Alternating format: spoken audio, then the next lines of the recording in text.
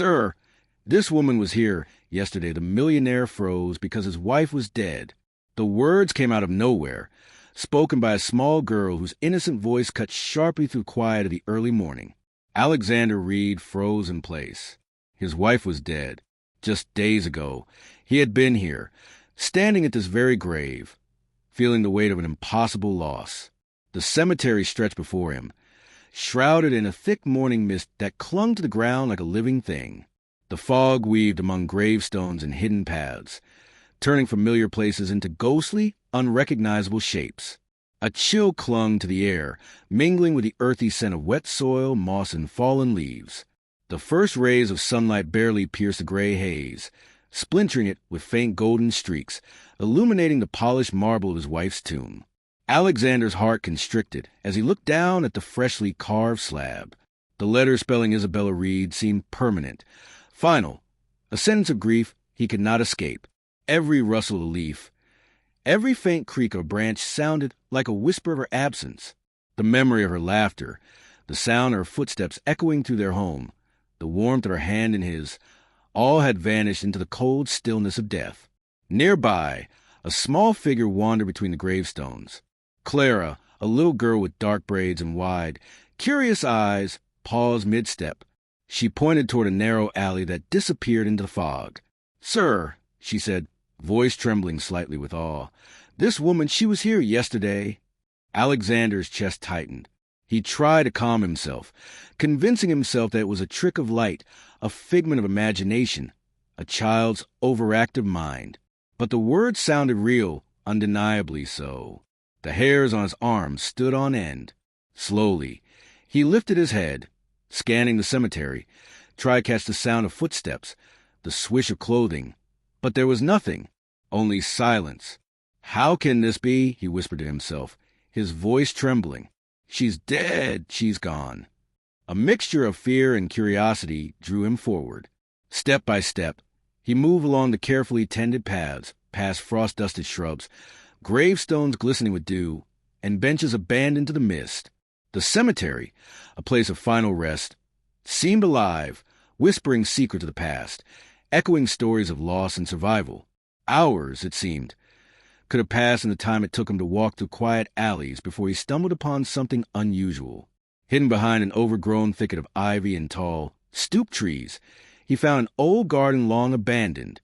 The air here was heavy, sweet with the smell of rotting flowers, moss, and damp earth. Stone fountains, now dry and cracked, sat among beds of wildflowers choked with weeds. The garden seemed untouched by time, forgotten by the world, a place where life and death coexisted quietly. And there she was, among the shadows. Isabella stood like a living memory, almost invisible in her attempt to remain unnoticed. Her posture was tense but composed, and when their eyes met, Alexander felt an emotion so intense that it made his knees weak. Disbelief, relief, love, and fear all tangled together. She was alive. Impossible, but undeniably real. Isabella's eyes, wide with a mixture of recognition and caution, met his with an intensity that spoke of countless sleepless nights. The fear in them slowly gave way to a warmth as she realized he was there, standing in front of her, alive and whole. Her face, though tired and drawn from the days of hiding, radiated a strange calm, as if she had made peace with danger and uncertainty. I had to," she whispered, her voice low and trembling. "They were coming for us, Alex. We had no choice. I had to make it seem like I was gone." Alexander took a step closer, his hand trembling. Who is after you? Who is doing this?" She explained everything.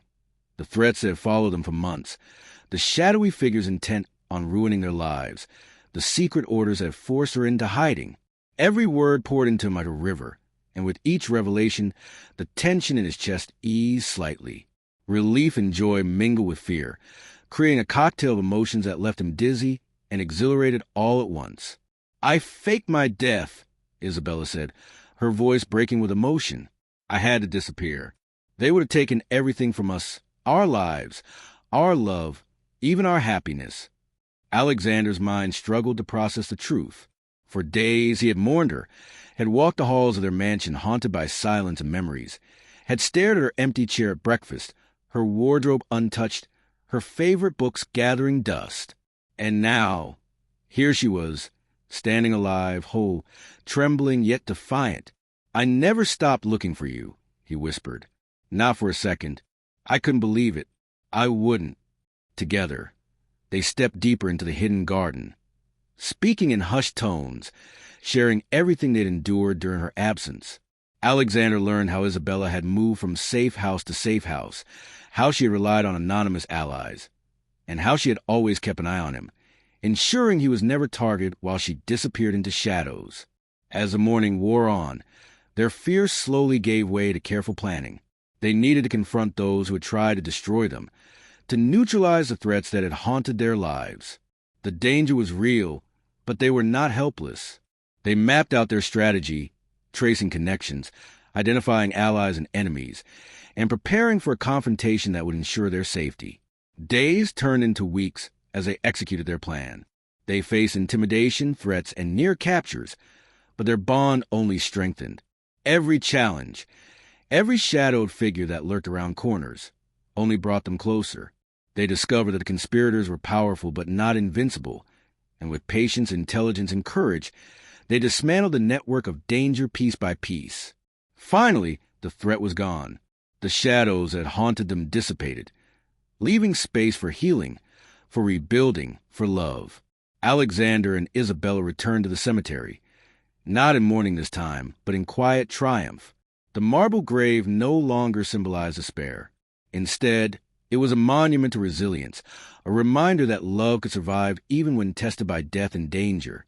The wind whispered through branches above, carrying with it the faint rustle of leaves, a gentle accompaniment to their newfound peace. Sunlight, now fully breaking through the mist, illuminated the tombstone in a play of gold and shadow, as if celebrating the survival of love.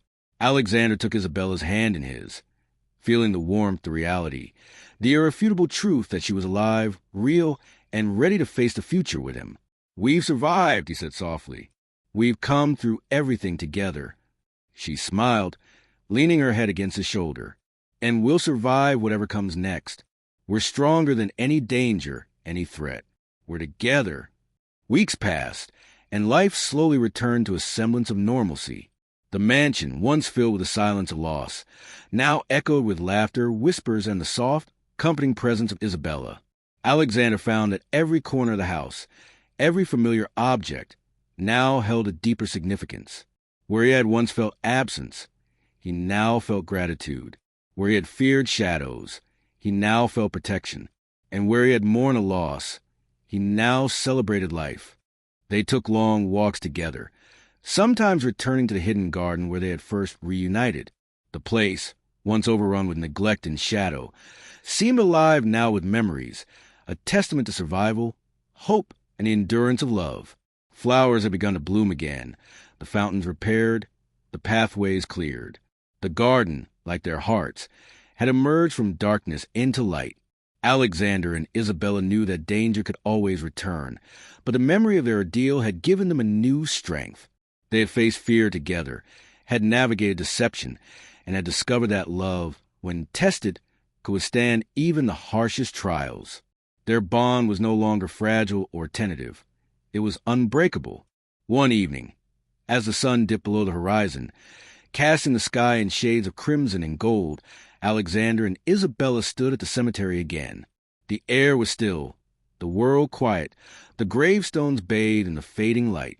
They looked at the marble slab, not with grief, but with respect for the trials they had endured. "Life is fragile," Isabella said softly, "but love can make it stronger." Alexander nodded, pressing his hand to hers. "And we'll make sure nothing can ever take it away from us again." The wind played gently through the trees, carrying a whisper that seemed almost like approval, a soft celebration of survival, reunion, and hope. Their story, once marred by fear and deception, had transformed into one of triumph, courage, and the invincible power of love. And as they walked away together, hand in hand, they knew that no matter what lay ahead, they would face it side by side, their hearts fortified by the unshakable truth that they had already conquered death, danger, and despair together.